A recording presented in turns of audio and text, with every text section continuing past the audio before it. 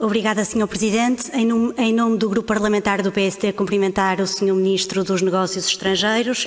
Ora, apesar do direito da nacionalidade ser tradicionalmente apontado como um domínio reservado à soberania nacional de cada Estado, a verdade é que o vínculo em que se traduz a nacionalidade acaba por produzir efeitos que não se limitam à ordem interna, mas também na ordem externa, podendo, inclusivamente, como já vimos, ter implicações a nível internacional, de resto, que conhece muito melhor que nós. E desta forma, este gesto de reparação histórica que se consubstanciou na atribuição da nacionalidade portuguesa aos descendentes dos judeus sefarditas em virtude da expulsão dos judeus de Portugal no século XV, certamente terá, como já vimos, efeitos a nível internacional. E, nesse sentido, temos algumas questões para colocar ao Sr. Ministro. Em primeiro lugar, como já foi referido, o gesto idêntico de reparação histórica também foi efetuado pela nossa vizinha Espanha. Sucede que, em Espanha, além de terem aplicado um limite temporal, exigiam a prova de existência de um vínculo de ligação efetiva com Espanha através de 2 exames, um exame de espanhol, outro da Constituição e da realidade sociocultural de Espanha, e nomeadamente a terem de se deslocar à Espanha para um ato formal perante o notário. Já em Portugal, a opção foi claramente diferente e mais facilitadora, sem se exigir o domínio da língua portuguesa ou qualquer deslocação a Portugal. Podemos encontrar vantagens e desvantagens em ambas as opções. No entanto, em relação à opção portuguesa, que é que nos diz respeito, poderá questionar-se, e aliás vários professores de Direito têm questionado, esta falta de aplicação do princípio de ligação efetiva, que se trata de um princípio fundamental no direito da nacionalidade, uma vez que se entende que a nacionalidade é o vínculo jurídico que liga o cidadão a um povo, ou no nosso caso, à comunidade portuguesa. Acresce que o passaporte português é um passaporte muito interessante a nível internacional.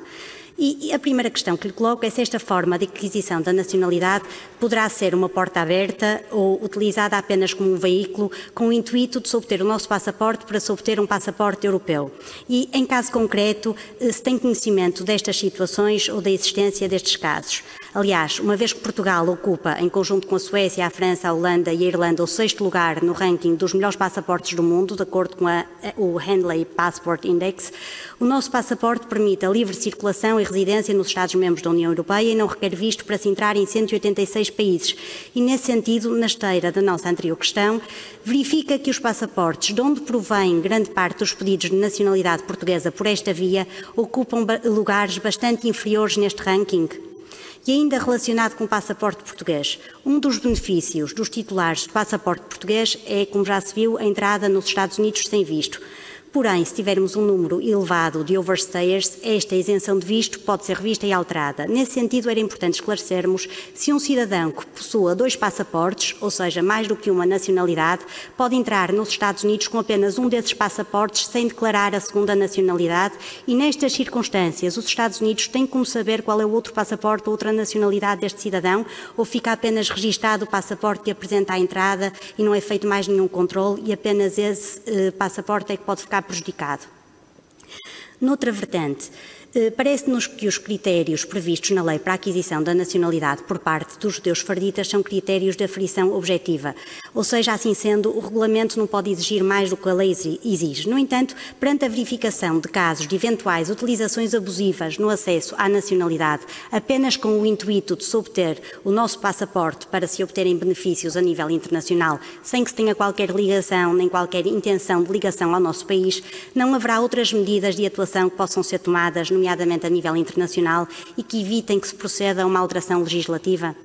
Queria ainda perguntar ao Sr. Ministro se, atendendo à forma como está a ser divulgada e publicitada a possibilidade dos descendentes judeus sefarditas adquirirem a nacionalidade portuguesa nos sites de internet, nas redes sociais, que aqui também nos expôs, apesar de ser uma forma legal, concordamos que não se trata de uma divulgação séria que honre muito a nossa nacionalidade.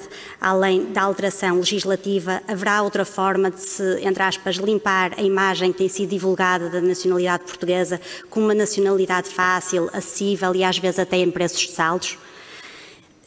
E, por fim, queria perguntar ao Sr. Ministro se, a seu ver, e de uma perspectiva internacional, uma vez que nos disse na intervenção inicial entender que devemos proceder a uma alteração legislativa, em que termos é que propõe esta alteração?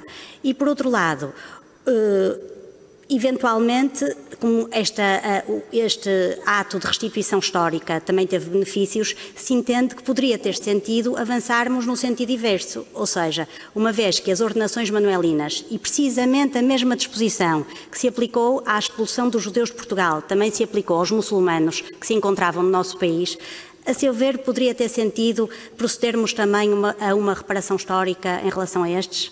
Obrigada.